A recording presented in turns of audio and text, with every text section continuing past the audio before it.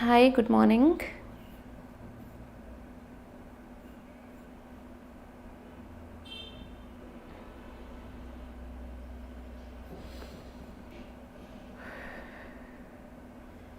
एक बार मैं तुम लोगों की क्लास चला लेती हूँ। लेट मी सी।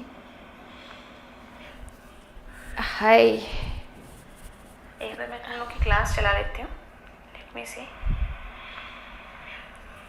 हाय, एक बार मैं तुम लोगों की क्लास चला लेती हूँ। लेट मी सी। ओके।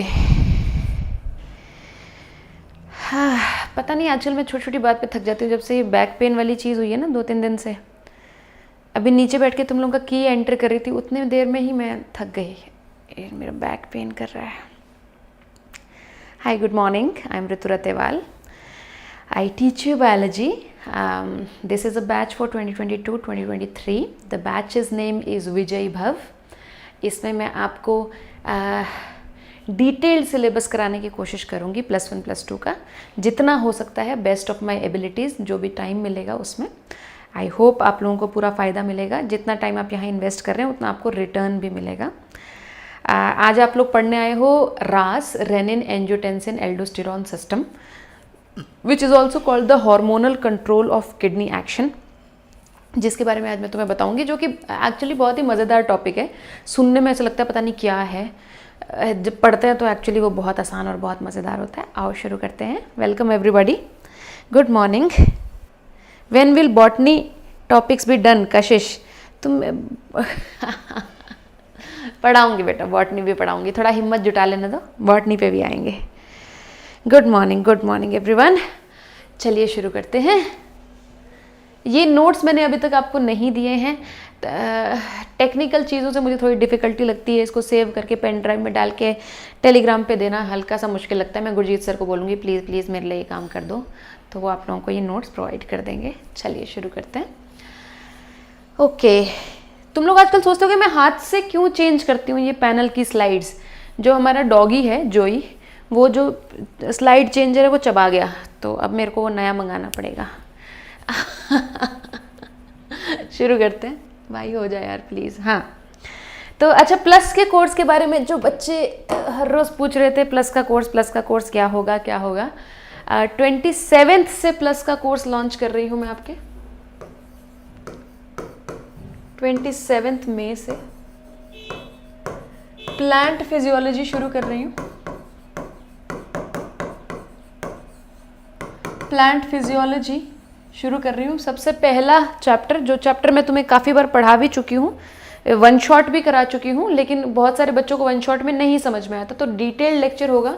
7 क्लासेस होंगी इसमें। प्लांट फिजियोलॉजी के पहले कोर्स में 7 क्लासेस होंगी, और ट्रांसपोर्ट इन प्लांट्स में पढ़ाऊँगी। हर रोज 1 बजे से 2-2:30 बजे तक आप लोगों की क्लासेस चलेंगी। तो आप प्लस का कोर्स जो बच्चे ज्वाइन करना चाह रहे थे और जो पूछ रहे थे कब से क्लासेस होंगी, बेटा पहला कोर्स मेरा अभी शुरू हो जाएगा 27 से। दूसरा कोर्स मेरा शुरू होगा 9 जून से, उसमें भी प्लांट फिजियोलॉजी चलेगा, ठीक है। तीसरा कोर्स मेरा शुरू होगा 14 जुलाई से। होपफुली तब तक प्लांट फिजियोलॉजी खत्म हो चुका होगा, तो मैं जो आप लोग कहोगे वो टॉपिक 14 जुलाई से पढ़ाना शुरू कर दूंगी प्लस पे। जो बच्चे प्लस पे सब्सक्रिप्शन लेना चाहते हैं उनके लिए मैं बता देती हूँ, आपको अनअकैडमी लर्निंग ऐप को डाउनलोड करना है। नीट सेक्शन में जाके गेट सब्सक्रिप्शन पर जाना है। आपको अपना समय चूज करना है, 1 महीना, 3 महीना, 6 महीना, 1 साल, 2 साल। छोटे कोर्सेज आपको सस्ते लगेंगे, लेकिन अगर पर मंथ के हिसाब से कैलकुलेट करोगे तो 2 साल वाला सबसे सस्ता है।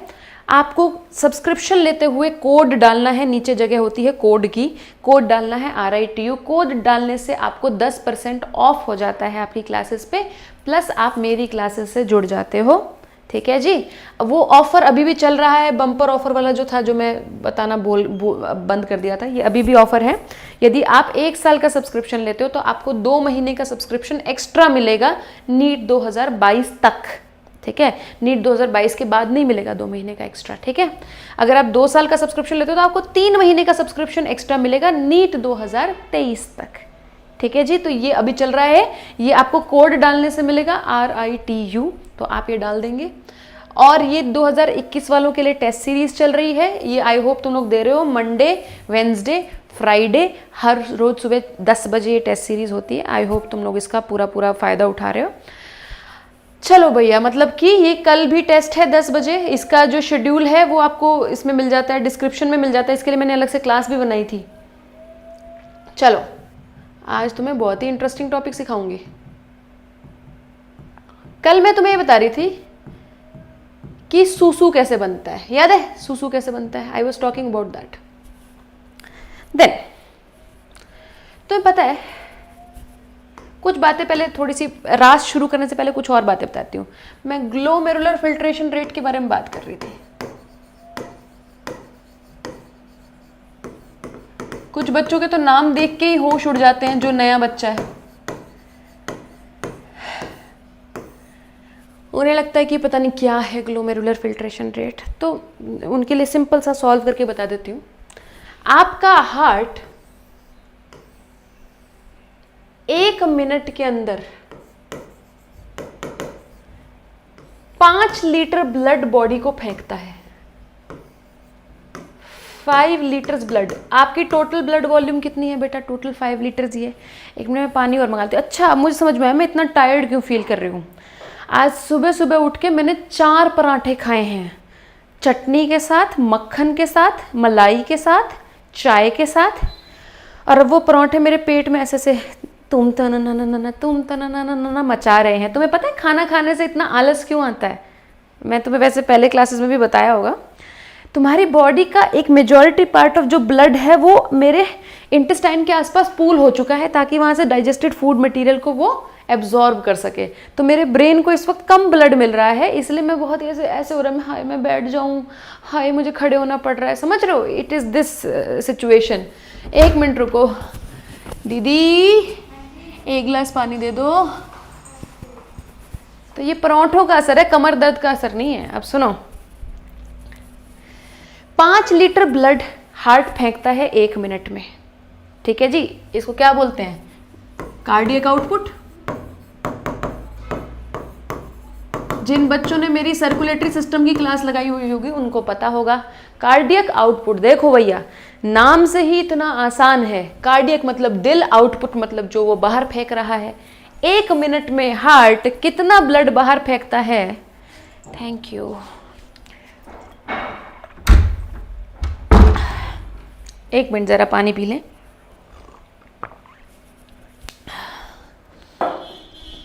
तो इससे तुम्हें भी क्या सीख मिलती है कि पढ़ने से पहले ज्यादा मत खाना खाओ, है ना।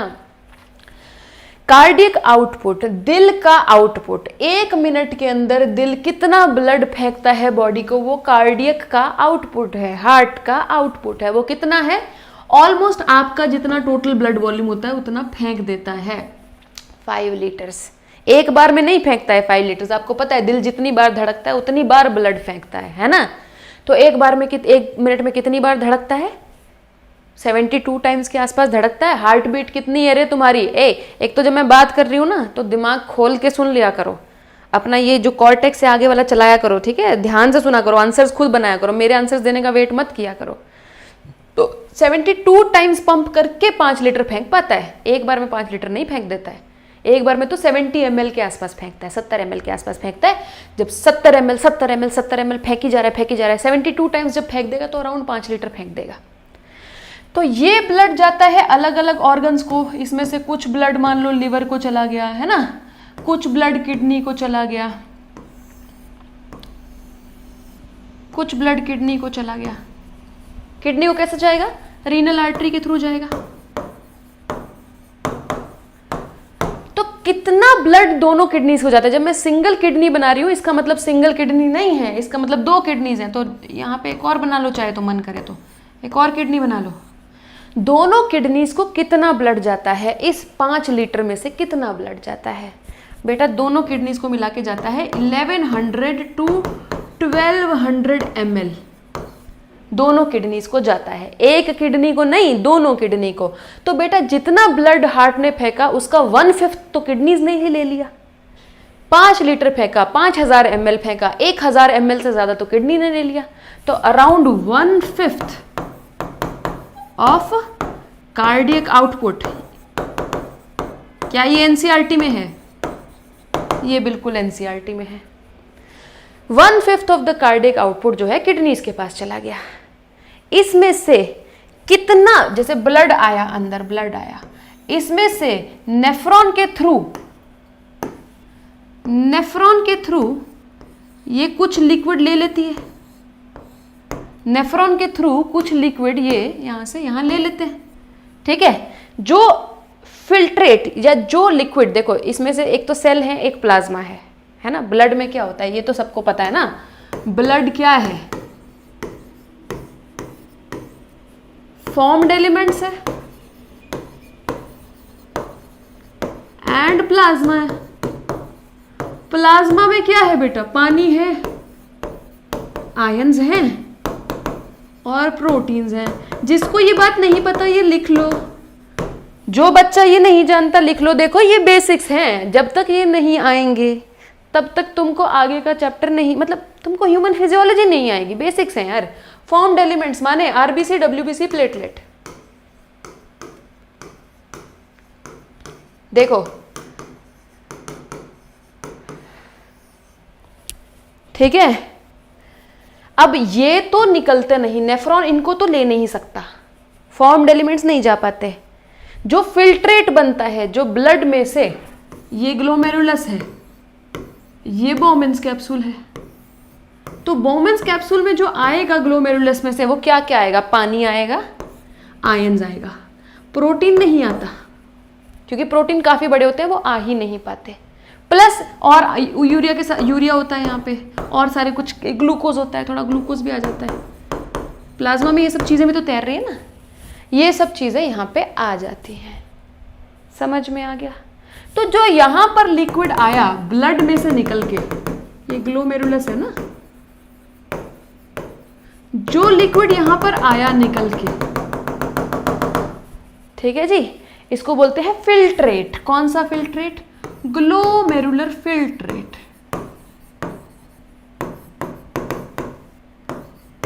ग्लोमेरुलर फिल्ट्रेट, यही फिल्ट्रेट आगे जाके सूसू बन जाएगा, ठीक है। तो क्यों मैं ग्लोमेरुलर फिल्ट्रेट को फिर सूसू क्यों नहीं कह देती, मैं ग्लोमेरुलर फिल्ट्रेट क्यों कह रही हूँ, क्योंकि बेटा अभी इसमें बहुत सारे चेंजेस आएंगे, तुम्हें मैंने सिखाया है ना। इस फिल्ट्रेट में से ये आगे ब्लड वेसल आगे ले जाऊं तो बहुत सारी चीजें वापस जाएंगी, बहुत सारी चीजें रीएब्जॉर्ब होंगी ब्लड में। कल सिखाया था ये वाली बात। जो ग्लोमेरुलर फिल्ट्रेट बना उसको सूसू क्यों नहीं कहते, क्योंकि इसमें से बहुत सारी चीजें अभी ब्लड में वापस जाएंगी, जो अच्छी अच्छी चीजें हमने गलती से ग्लोमेरुलर फिल्ट्रेट में ला दी थी, जैसे कि ग्लूकोज। अब ग्लूकोज कितनी इंपॉर्टेंट चीज है यार, उसको सूसू में नहीं डाल सकते ना, नहीं डाल सकते ना। सिमिलरली कुछ गंदी चीजें यहाँ पे वापस भी फेंकी जाएंगी कि यार तुझे तो पहले ही फेंक देना चाहिए था, यहीं पे ही फेंक देना चाहिए था, पर चल नहीं फेंक पाए तो चलो यहाँ से यहाँ फेंक दो, है ना। तो क्या कहते हैं, ट्यूबुलर सिक्रीशन। तो ये चीजें होंगी, जब ये सारा कंप्लीट हो जाएगा फिर सूसू कहलाएगा। तो सूसू नहीं कह सकते हम ग्लोमेरुलर फिल्ट्रेट को। ये बात, मेरी बात समझ में आ गई। ग्लोमेरुलर फिल्ट्रेट इज नॉट सूसू। ग्लोमेरुलर फिल्ट्रेट में से अच्छी चीजें निकाल लेंगे, गंदी चीजें इसमें और फेंक देंगे, तब जाके सूसू बनेगा। तो सूसू हम तब तक नहीं कहते ग्लोमेरुलर फिल्ट्रेट को जब तक ये पूरा क्रॉस नहीं कर जाता नेफ्रॉन को, पूरा कलेक्टिंग ट्यूब्यूल को क्रॉस नहीं कर जाता। जब कलेक्टिंग ट्यूब्यूल से बाहर आएगा तब उसको सूसू कहेंगे, तब तक सूसू नहीं कहेंगे इसको। ये वाली बात क्लियर हो गई कि ग्लोमेरुलर फिल्ट्रेट को सूसू नहीं कह सकते हम। जवाब दो, मेरे सवालों का जवाब दो, जवाब दो ना। लाइक करो मैडम का लेक्चर। हाँ बेटा भानुदास तू ही है मेरा प्यारा बच्चा, बोलो रे।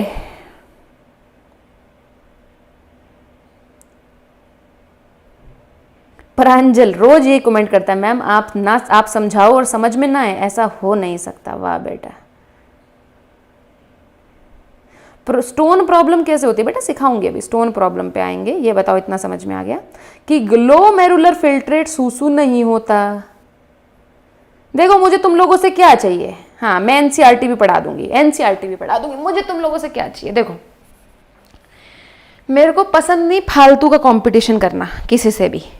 जो तुम दूसरे टीचर से मुझे कंपेयर करो, ठीक है, मैडम आप बहुत अच्छा पढ़ाती हो, दूसरा टीचर तो बहुत गंदा पढ़ाता है, मेरे को ये बिल्कुल अच्छा नहीं लगता, ठीक है। मेरी तारीफ करना, किसी और की बेइज्जती करना, ये मेरे को बिल्कुल अच्छा नहीं लगता। या किसी और की तारीफ करो, मेरी बेइज्जती करो, ये भी अच्छा नहीं लगता। ना मेरे को ये अच्छा लगता कि तुम्हारा टाइम वेस्ट हो, ठीक है, कि तुम फालतू की तुम्हारी वीडियोस मैं बनाती रहूं, कैसे तुम, मतलब ठीक है मैं छोटा मोटा मोटिवेशन बनाती रहती हूँ जो मुझे लगता है कि बच्चों को ज़रूरी होता है, क्योंकि मुझे भी ज़रूरी होता है, ठीक है, वो मैं बना सकती हूँ। मैं बेसिकली चाहती हूँ एक ऐसा सिस्टम बनाना, ठीक है, बिना किसी से कॉम्पीट किए, किसी और टीचर से कॉम्पीट किए, किसी और इंस्टीट्यूट से कॉम्पीट किए, क्योंकि भैया एक्सीलेंस आपको कहीं पे भी मिलेगी। आपको हो सकता है और टीचर्स भी अच्छे मिले, है ना, मैं ये नहीं कहती कि मैं ही एक अकेली अच्छी टीचर हूँ, हो सकता है आपको किसी और टीचर से और भी ज़्यादा अच्छा आ जाए, समझ में आ जाए, मुझे नहीं पता। बट मैं एक ऐसा सिस्टम बनाना चाहती हूँ कि एक लिमिटेड टाइम में तुम्हारा सिलेबस कंप्लीट करा के, प्लस पे भी मैं यही चाहती हूँ, जो कोर्सेज अब आगे बनेंगे मैं यही चाह रही हूँ उनसे, एक लिमिटेड टाइम में तुम्हारा सिलेबस कंप्लीट करा के, और सिलेबस इस तरीके से कंप्लीट करा के कि एक एवरेज बच्चे को भी इजीली समझ में आ जाए जो मैं बात बोल रही हूँ। उससे एनसीईआरटी पढ़ के, एनसीईआरटी समझ में आके, क्वेश्चन प्रैक्टिस करा के बस रिपीटेड रिविजन्स हो जाए, मैं बस ये चाहती हूँ। और ये आपको लिमिटेड प्राइस में मिल जाए, ठीक है, बहुत ज़्यादा आपको ऐसे पे ना करना पड़े, बहुत ज़्यादा पैसा। अभी तो देखो अनअकैडमी जो मिनिमम प्रोवाइड कर पा रहा है आपको प्राइस, वो कर पा रहा है, ठीक है, तो प्राइस में तो मैं ज़्यादा कुछ कर नहीं सकती, और ये भी कम ही है अगर बहुत कंपेयर करें ऑफलाइन कोचिंग सेंटर्स से, जहाँ पे आप लोग पढ़ने जाते हो, वहाँ तो 1-2 लाख रुपया फीस होती है। तो मैं बस ये चाहती हूँ कि शांति से, प्यार से, अगर मैं यूट्यूब पे भी पढ़ा रही हूँ तो तुमको मैं जो पढ़ाऊँ वो सब समझ में आ जाए, फिर समझ के आगे तुम एनसीईआरटी पढ़ लो, एनसीईआरटी पढ़ के तुम क्वेश्चन प्रैक्टिस कर लो, और तुम्हारा सिलेबस प्यार से अच्छी तरीके से कंप्लीट हो जाए। मैं ये नहीं चाहती तुम लोग फालतू में पता नहीं कहाँ कहाँ घुस जाते हो, ये फलाना टीचर इस प्लेटफॉर्म पे क्यों चला गया, ये ऐसे क्यों हो गया, ऐसा क्या है, ये क्या कर रहे हो, मत समय बर्बाद करो ना। तुम्हारा समय वैल्यूएबल है, तुम जहाँ पे भी दोगे तुम्हें वहाँ से आउटपुट मिलना चाहिए। अगर तुम्हें आउटपुट नहीं मिल रहा तो वहाँ पे समय मत दो। समझ में आ गई है? सिंपल, बिल्कुल सिंपल। अपना काम करो, अपनी पढ़ाई करो, अंडरलाइन करो, एनसीईआरटीज बार बार पढ़ो, नोट्स बनाओ, अपना नीट क्लियर करो, या जो भी तुम्हें स्कूल के एग्जाम देना है वो दो, कुछ भी बनना है वो बनो, फालतू में नहीं, ठीक है। चलो आओ, तो ये हो गया ग्लोमेरुलर फिल्ट्रेट। अब ग्लोमेरुलर फिल्ट्रेशन रेट क्या है? What is glomerular filtration rate, GFR? कितना फ्लूइड 1 मिनट में यहां से यहां आ जाता है, कितना फ्लूइड 1 मिनट में यहां से यहां आ जाता है, वो है ग्लोमेरुलर फिल्ट्रेशन रेट, GFR। इस पे नीट में क्वेश्चन आता है।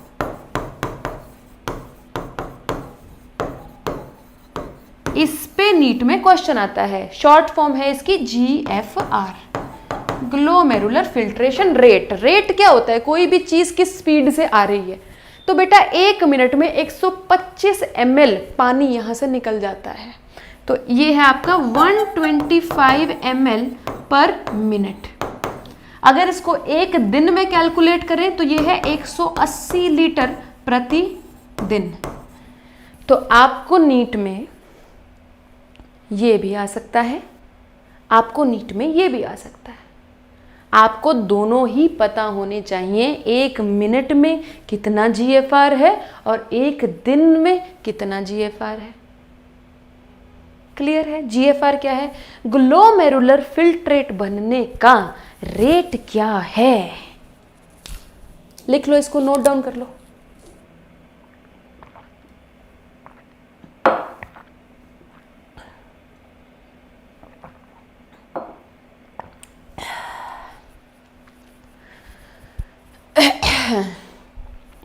ग्लोमेरुलर फिल्ट्रेट बनने का रेट क्या है?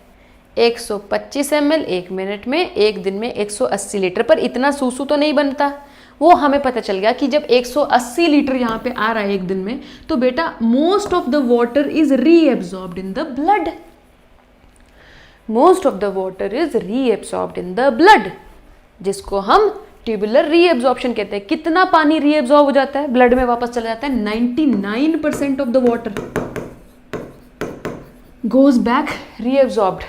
तभी तो बेटा यहां से 180 में से निकल के सिर्फ 1.5 लीटर सूसू बन पाता है। 1 दिन में सूसू कितना बनता है? 1 लीटर से 1.5 लीटर सूसू बनता है। तो 1 to 1.5 लीटर सूसू क्यों बनता है? क्योंकि 180 लीटर जितना फ्लूइड नीचे आता है उसमें से 99% वाटर ऊपर चला जाता है, रीएब्सॉर्ब हो जाता है। तो ये मुझे पता चल गया ग्लोमेरुलर फिल्ट्रेशन रेट क्या होता है। ये सीख लिया हमने ग्लोमेरुलर फिल्ट्रेशन रेट क्या है। ठीक है, फिर कभी कभी तुम्हारे प्रैक्टिस क्वेश्चन पेपर्स में एक चीज आ जाता है, फिल्ट्रेशन फ्रैक्शन क्या है। ये नीट में नहीं आता। अगर कभी आउट ऑफ सिलेबस क्वेश्चन देने का मन कर गया तो थोड़ा सा अपना दिमाग यूज कर लेंगे। देखो देखो तुम्हें क्या समझ में आता है। फिल्ट्रेशन फ्रैक्शन, कितना लिक्विड आया था किडनी में और उसमें से कितना फिल्टर हो गया, ये फिल्ट्रेशन फ्रैक्शन है। कितना लिक्विड किडनी में आया था 1 मिनट में, 1 मिनट में कितना आया था 1100 से 1200 ml, ये एनसीईआरटी में दिया हुआ है, पढ़ लो इसको। इसमें से कितना फिल्टर होके ग्लोमेरुलर फिल्ट्रेट बन गया, कैसे निकालेंगे? कितना लिक्विड अंदर आया था बेटा, ये तो पूरा ब्लड आया था। ब्लड में से तो क्या है यार, ब्लड में क्या होता है मैंने बताया था अभी, ब्लड में तो फॉर्म्ड एलिमेंट्स भी होते हैं, प्लाज्मा भी होता है। तो बेटा ये इसको लिक्विड में नहीं कंसीडर करेंगे। ये अराउंड 45% ऑफ द ब्लड होता है, ये अराउंड 55% ऑफ द ब्लड होता है। क्या ये एनसीईआरटी में है? ये बिल्कुल एनसीईआरटी में है, लेकिन एक और चैप्टर में है, सर्कुलेटरी सिस्टम में। 45% जो होते हैं वो फॉर्म्ड एलिमेंट्स होते हैं और जो 55% होते हैं वो प्लाज्मा होता है। तो मुझे सिर्फ प्लाज्मा लेना है, कितना प्लाज्मा 1 मिनट में किडनी में आया था और उसमें से कितना प्लाज्मा फिल्ट्रेशन में निकल गया। इसको मैं क्यों नहीं ले रही? इसलिए नहीं ले रही बेटा क्योंकि तू तो निकला ही नहीं ना कि फिल्ट्रेशन में, तू तो निकला ही नहीं। तुझे कैसे फिल्ट्रेशन फ्रैक्शन में ले लूं? तो कैसे निकालूंगी मैं? फिल्ट्रेट फॉर्म्ड, कभी कभी ये तुम्हें देखने को मिलता है क्वेश्चन, फिल्ट्रेट नीट में तो तभी आएगा जब आउट ऑफ एनसीईआरटी कोई क्वेश्चन आएगा। ठीक है, filtrate formed per minute, filtration fraction कैसे निकालूंगी? फिल्ट्रेट फॉर्म्ड पर मिनट मतलब glomerular filtrate formed, then liquid entering kidney per minute, liquid entering kidney per minute. Liquid भी नहीं लिखना चाहिए, प्लाज्मा लिख देते हैं, लिक्विड अच्छा नहीं लग रहा लिखा हुआ। Plasma entering kidney per minute, कितना प्लाज्मा किडनी में आ रहा है। अब देखो टोटल ब्लड आ रहा है 1100 से 1200 ml, इसका 55% लें। ठीक है, 50% लें तो कितना हो सकता है बेटा? 550 भी हो सकता है, 600 भी हो सकता है, डिपेंड करता है कितना आ रहा है। तो मैं अप्रोक्सीमेटली 600 ml ले लूं, अप्रोक्सीमेटली 600 ml ले लूं ना, plasma entering kidney per minute. मैंने क्या किया है, ऑलमोस्ट इसका 50% सा ले लिया, बीच का एक नंबर ले लिया मैंने। ठीक है, 50-55% सा बीच का नंबर ले लिया मैंने कोई। ठीक है, देन कितना फिल्ट्रेट बन रहा है पर मिनट? 125 ml बन रहा है पर मिनट। इसको जब भी मैं कैलकुलेट कर, देखो ये भी थोड़ा वेरी कर सकता है ना, ये भी थोड़ा वेरी कर सकता है, हल्का हल्का ह्यूमन बींग्स के हिसाब से वेरी कर सकता है। तो फिल्ट्रेशन फ्रैक्शन आपका जनरली 16% टू 20%, परसेंट में निकालना ना, इंटू 100 कर लो। अगर इंटू 100 कर लोगे तो परसेंटेज में आ जाएगा, नहीं तो 0.16 टू 0.2%।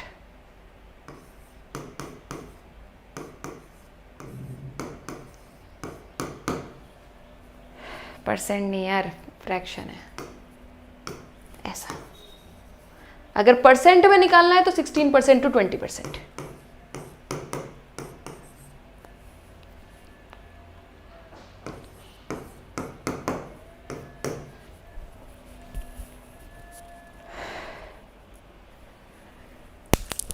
ये बताओ समझ में आया है? ह्यूमन रिप्रोडक्शन बेटा योगिता, एक बार रुक जाओ बताती हूँ।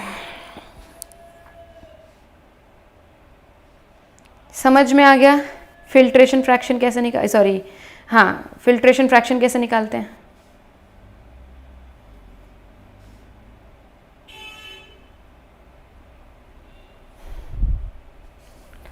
नोट कर लेंगे इसको।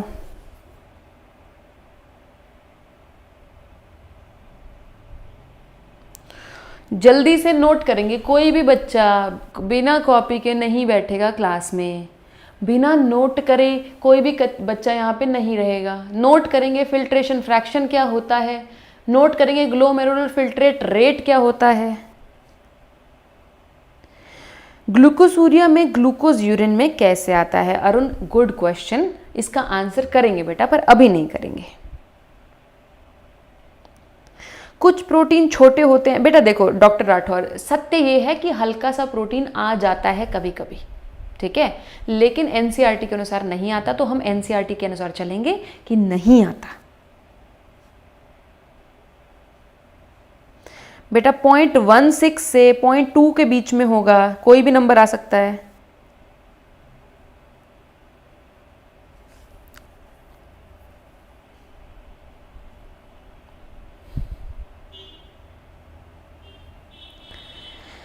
चलो आगे चलते हैं।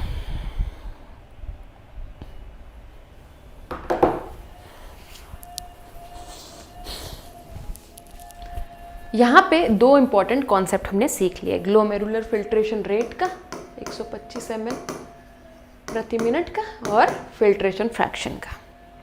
अब सुनो मेरी बात, किडनी के लिए अपना ग्लोमेरुलर फिल्ट्रेशन रेट बहुत इंपॉर्टेंट है। किडनी इससे किसी भी लेवल पे कॉम्प्रोमाइज नहीं करना चाहती, ठीक है। कब कॉम्प्रोमाइज होगा? जीएफआर कैसे कॉम्प्रोमाइज होगा तुम बताओ? ग्लोमेरुलर फिल्ट्रेशन रेट होता है प्रेशर की वजह से। पिछली बार मैंने तुम्हें सिखाया था कि यहाँ पे कुछ प्रेशर होता है, देयर इज सम प्रेशर जिसकी वजह से फिल्ट्रेट नीचे आता है। क्या बोलते हैं मेरे को कमेंट्स में बताओ, what is this pressure called? The pressure due to which filtration occurs. Ultra filtration होती है ना किडनी में, अल्ट्रा फिल्ट्रेशन क्या है? It is filtration because of pressure. How much pressure is there and what is that pressure called? मेरे को आपका answer चाहिए, I need your answer. What is this pressure called? Very good, Jai Kishore. Net filtration pressure. अरे ultra filtration तो होती है, ultra filtration is pressure के under जो फिल्ट्रेशन है, पर क्या बोलते हैं उस प्रेशर को? Net filtration pressure. याद नहीं है, कल पढ़ाया था। Net filtration pressure which is 10 mmHg।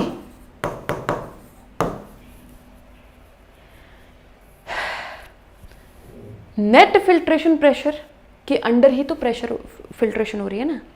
अब देखो, net filtration pressure is due to blood pressure. देखो, net filtration pressure is not exactly blood pressure, it is but it is due to blood pressure.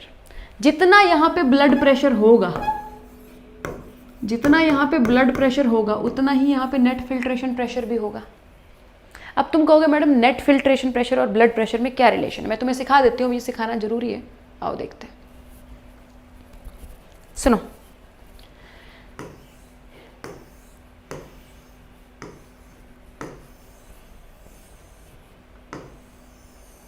इधर देखो, यहां कुछ blood pressure है जिसकी वजह से सारा फ्लूइड निकल के यहां पे आ जाना चाहता है, और बड़े बड़े छेद भी हैं यहां पे जिनको फेनेस्ट्रा बोलते हैं हम। पिछली बार मैंने तुम्हें सिखाया था।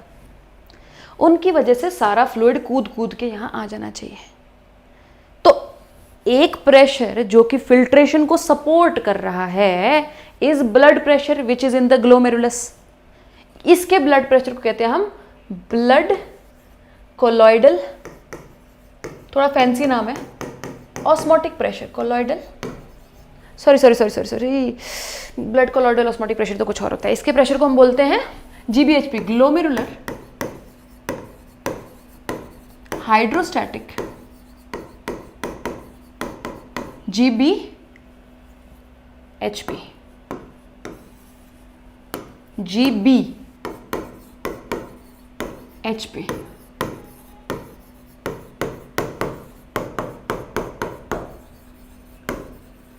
GBHP नाम से पता चल रहा है हाइड्रोस्टैटिक सब बट हटा दो, ग्लोमेरुलर ब्लड प्रेशर, हाइड्रोस्टैटिक तो बस फैंसी नाम है, ग्लोमेरुलर ब्लड प्रेशर। सो ग्लोमेरुलस में जो ब्लड प्रेशर है, ठीक है, वो जितना ज़्यादा होगा ऑब्वियसली उतना ज़्यादा हमारा लिक्विड को निकलने का मन करेगा। लेकिन कुछ प्रेशर्स हैं जो इसको अपोज करते हैं, ग्लोमेरुलर ब्लड प्रेशर को अपोज करते हैं, कहते हैं नहीं यार नहीं, पानी नहीं निकलना चाहिए। एक प्रेशर जो इस प्रेशर को अपोज करता है, देखो एक प्रेशर है, देखो इट इज लाइक एक बीच में तुम डब्बा रख लो, ठीक है, कोई लकड़ी का डब्बा रख लो, इधर से कुछ बच्चे जोर लगाएं, उधर से कुछ बच्चे जोर लगाएं, जिस साइड से जोर ज़्यादा लगेगा बक्सा उसी साइड मूव करेगा, है ना, बॉक्स जो है उसी साइड मूव करेगा। बिल्कुल यहाँ पे भी ऐसा ही हो रहा है, कुछ प्रेशर्स ऑपोजिट डायरेक्शन में काम कर रहे हैं। एक प्रेशर तो ऐसे काम कर रहा है, कौन सा काम कर रहा है, GBHP, अच्छी खासी इसकी वो है 55 mmHg है ये, ठीक है। देन एक प्रेशर इसके ऑपोजिट में काम कर रहा है जो GBHP को अपना काम नहीं करने देना चाहता है, कौन सा, यहां पे कुछ फ्लूइड पहले से है, there is some fluid which is पहले से प्रेजेंट, ठीक है। अब तुम सोचो यार, किसी बलून में, ठीक है, अगर पानी भरा हुआ है तो वो और पानी आने से रेजिस्ट करेगा। एक बलून है उसके अंदर पानी भरा हुआ है, मान लो मैं पानी हूं, तो नया पानी आएगा तो मैं बैक प्रेशर मारूंगी ना कि नया पानी मत आने दो। तो कोई चीज़ ऑलरेडी प्रेजेंट होती है तो वो नई चीज़ को नहीं आने देती, है ना। अगर कोई चेंबर है, गैस चेंबर है, उसमें बहुत ज़्यादा गैस भरी हुई है तो आप नई गैस भरने में दिक्कत आती है। एक फुटबॉल है, उसमें अगर हवा भरी हुई तो और हवा भरने में डिफिकल्ट आती है। तो जैसे इसके अंदर कुछ पहले से ही फिल्ट्रेट है, वो फिल्ट्रेट अपोज करेगा नए फिल्ट्रेट के आने को, तो बैक प्रेशर मारेगा वो, ये फिल्ट्रेट कहेगा नया फिल्ट्रेट मत लाओ, तो इससे लड़ाई करेगा, ब्लड प्रेशर से लड़ाई करेगा, ठीक है। तो इसकी औकात कितनी होती है, इसको बैक प्रेशर बोलते हैं, कैप्सूलर हाइड्रोस्टैटिक प्रेशर भी बोलते हैं। कैप्सूलर क्योंकि कैप्सूल में है, बॉमन्स कैप्सूल में है ना, हाइड्रोस्टैटिक क्योंकि पानी का प्रेशर है,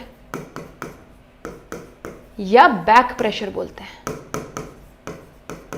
बैक प्रेशर। इसकी औकात थोड़ी कम होती है, 15 mmHg। तो मतलब दो साइड से जोर लग रहा है अभी, जैसे मैंने कहा था बीच में लकड़ी का बॉक्स है, कुछ बच्चा इधर से धक्का मारो, कुछ बच्चा उधर से धक्का मारो, जो ज़्यादा बलवान होगा वो जीत जाएगा। अब ब्लड प्रेशर इधर से जोर मार रहा है फ्लूइड को निकालने के लिए, ग्लोमेरुलर फिल्ट्रेट को बाहर निकालने के लिए, कैप्सूलर हाइड्रोस्टैटिक प्रेशर यहाँ से जोर मार रहा है। तो दोनों की लड़ाई में कौन जीतेगा, कौन बड़ा है, GBHP बड़ा है या CHP बड़ा है, जल्दी बताएंगे। अनास अजमर, क्या हो गया बेटा, मेरे कमेंट का रिप्लाई नहीं देते बेटा, देखा नहीं था ना मैंने। कुछ बुक्स में इसको बेटा 60 भी दिया होता है, some books write it as 60 also, कोई बात नहीं, some books write it as 20 also, वो बात एक ही है। ये 60 देते हैं तो इसको 20 दे देते हैं बुक्स में, अगर इसको 55 देते हैं तो इसको 15 दे देते हैं, वो कोई बात नहीं है, थोड़ा बहुत डिफरेंस आता है।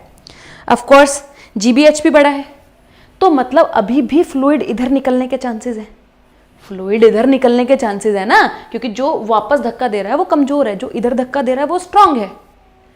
लास्ट में एक बंदा और हेल्प के लिए आता है, कैप्सूलर हाइड्रोस्टैटिक प्रेशर का एक बंदा और साथ देने आता है, एक प्रेशर और साथ देने आता है, इसको बोलते हैं ब्लड कोलॉइडल ऑस्मोटिक प्रेशर।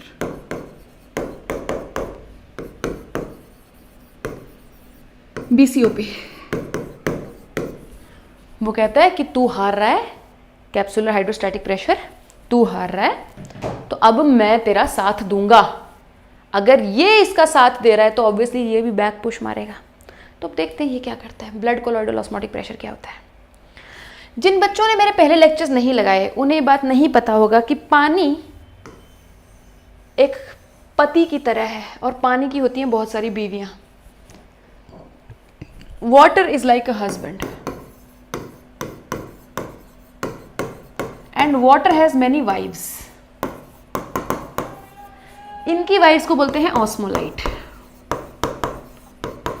जहां बीवियां जाती हैं पानी उनके पीछे पीछे जाता है, या जहां पानी जाता है बीवियां उसके पीछे पीछे आने की कोशिश करती हैं। इनको ऑस्मोलाइट्स कहते हैं, जैसे कि urea, glucose, all kinds of ions, proteins,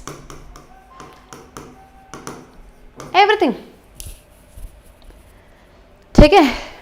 अब ब्लड के अंदर होते हैं छोटे छोटे proteins which are like the wife of water. और पानी का यहाँ से बाहर निकलने का प्लान बन रहा है ग्लोमेरुलस में। क्यों प्लान बन रहा है यहाँ से बाहर निकलने का? क्योंकि ब्लड प्रेशर इसको नीचे धक्का दे रहा है। GBHP glomerular blood hydrostatic pressure इसको नीचे धक्का दे रहा है। लेकिन इसको एक बैक प्रेशर भी मिल रहा है। यहाँ पे बोमेंस कैप्सूल है, बोमेंस कैप्सूल से यहाँ पे कैप्सूलर हाइड्रोस्टैटिक प्रेशर नहीं जाता, तो ये उसको वापस धक्का दे रहा है कि माता। तो दो प्रेशर्स की लड़ाई हो रही है, लेकिन एक प्रेशर वाटर के ऊपर और लग रहा है, प्यार का प्रेशर।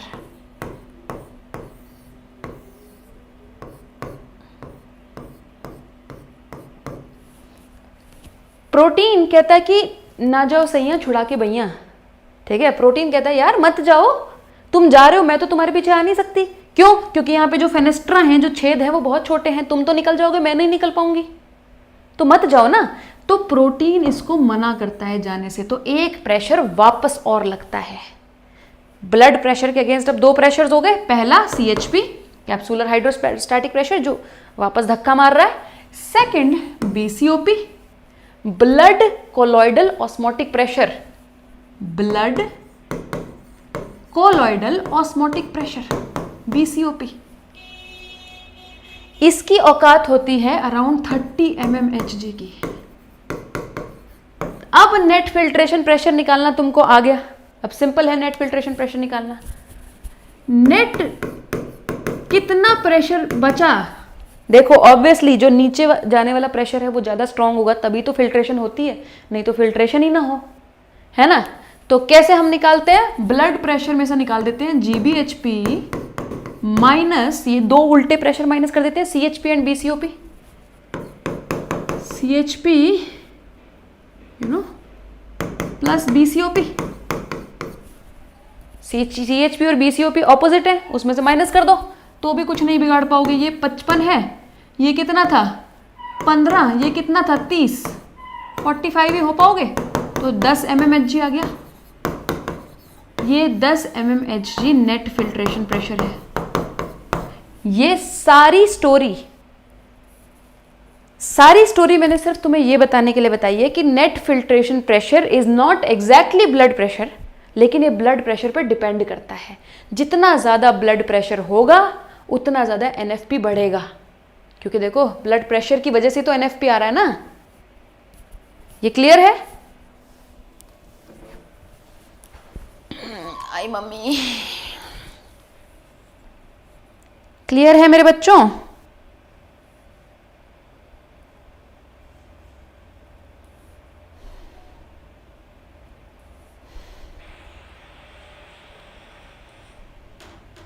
मेरा भी कमेंट नहीं पढ़ते। अरे कुछ और भी बता दो, मेरा भी कमेंट नहीं पढ़ते, इसके अलावा भी कुछ कह दिया करो। मैम थकी हुई है ज़्यादा। अरे मैम नहीं थकी हुई है, आज मैम ने खाना ज़्यादा खा रखा है, मैम आलस में है आज।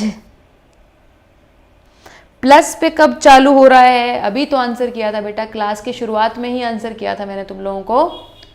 प्लस पे 27 को शुरू हो रहा है मई में प्लांट फिजियोलॉजी का पहला चैप्टर। फिर 9 जून को शुरू होगा प्लांट फिजियोलॉजी के बाकी चैप्टर्स। 14 जुलाई तक खत्म हो जाएंगे वो।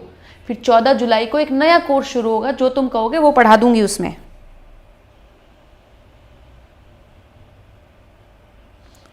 चार अलग अलग अकाउंट से लाइक किया अपन, स्माइली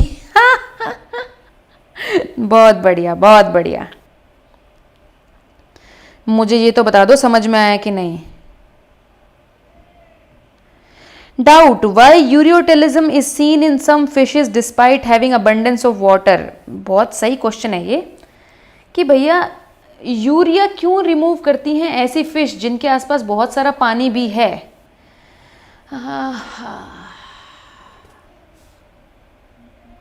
आई डोंट नो साक्षी, मुझे इसका आंसर नहीं पता बेटा, मेरे को पढ़ना पड़ेगा इस बारे में अगर मैं आंसर देना चाहती हूँ तो।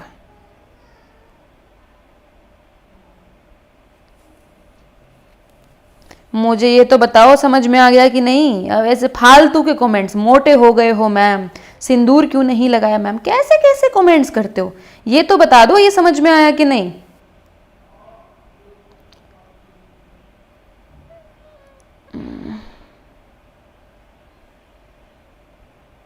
यूरिन येलो क्यों होता है? अच्छा क्वेश्चन है।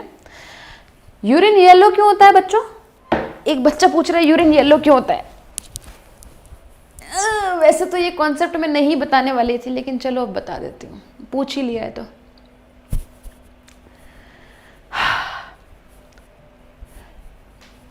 Why is urine yellow?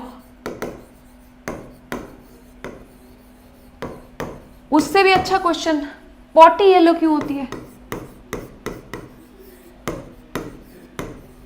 और येलोविश क्यों? बहुत बढ़िया, बहुत बढ़िया। इधर देखो, जो ये येलो कलर है बेसिकली ये एक वेस्ट मटेरियल है बॉडी का, ये फालतू का मटेरियल है जो बॉडी को नहीं चाहिए, तो बॉडी इसको रिमूव करने की कोशिश करती है, ठीक है। तो क्या करती है वो, सूसू पॉटी में मिला देती है तो रिमूव हो जाता है। ये वेस्ट मटेरियल आता कहाँ से, अगर आपको याद हो, नहीं पता तो भी बता देती हूँ। स्प्लीन नाम के ऑर्गन में, एक ऑर्गन है स्प्लीन, बूढ़े आरबीसीज की डेथ होती है, ठीक है। बूढ़े आरबीसीज यहाँ पे डाई हो जाते हैं, मर जाते हैं आरबीसी, डेथ, इसीलिए इसको ग्रेवयार्ड ऑफ आरबीसी भी कहते हैं।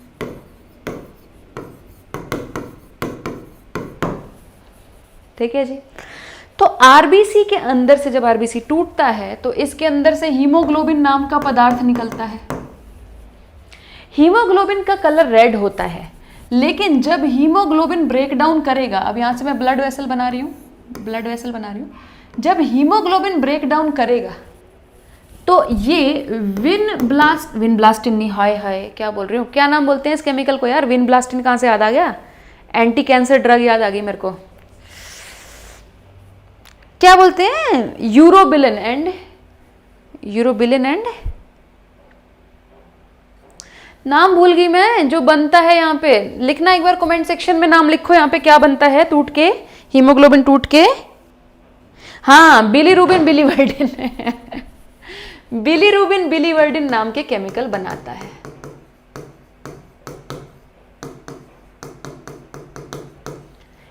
क्या ये तुम्हारे सिलेबस में है जो मैं पढ़ा रही हूं? ये भी सिलेबस में है, आपको पता होना चाहिए, इसलिए ये मजाक की बातें नहीं है, समझने की बातें हैं। सुनो, बिलीरुबिन बिलीवर्डिन बनता है जब ये ब्लड लिवर में आता है, तो बिलीरुबिन बिलीवर्डिन को लिवर पकड़ लेता है और उसको बाइल में डाल देता है।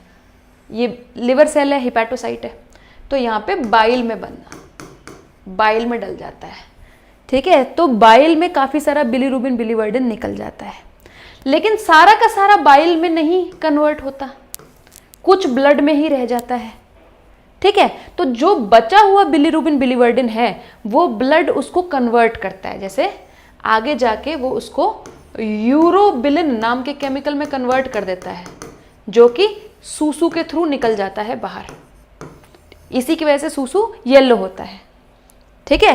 देन इसी केमिकल को कुछ और पार्ट्स में स्टर्कोबिलिन नाम के केमिकल में, स्टर्कोबिलिन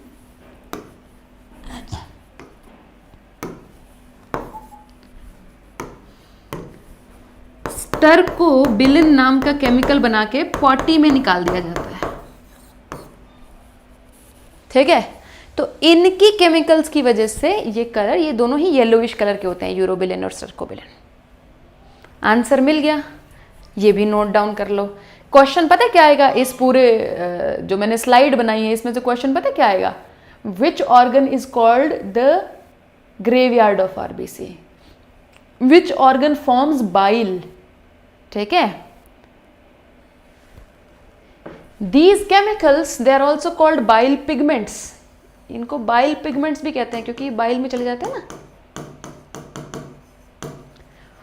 क्वेश्चन ऐसे से बन सकते हैं आपको नीट में, बाइल पिगमेंट्स का नाम बताओ, बाइल कहाँ पे बनता है ये बताओ, spleen is the graveyard of RBC ये बताओ, इस पे क्वेश्चन नहीं आएगा, यूरोबिलिन स्टर्कोबिलिन पे क्वेश्चन नहीं आएगा। नोट कर लेंगे, आगे चलेंगे।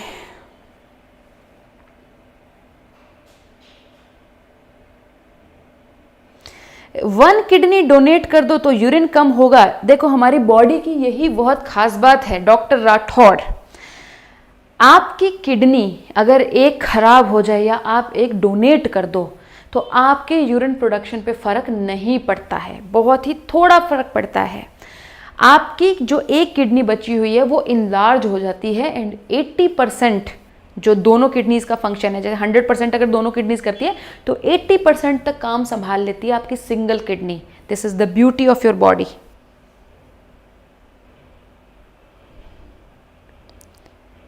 Why semen is white? I'm thinking, किस चीज़ का कलर वाइट होता है? मैंने पढ़ा तो था, मैं भूल गई। प्रोस्टेट, आई थिंक जो प्रोस्टेट ग्लैंड होता है ना मेल रिप्रोडक्टिव सिस्टम में, प्रोस्टेट ग्लैंड, उसकी सिक्रीशंस मिल्की होती हैं, उसकी सिक्रीशंस मिल्की होती हैं जिसकी वजह से सीमेन की सिक्रीशंस मिल्की होती हैं, सीमेन मिल्की होता है।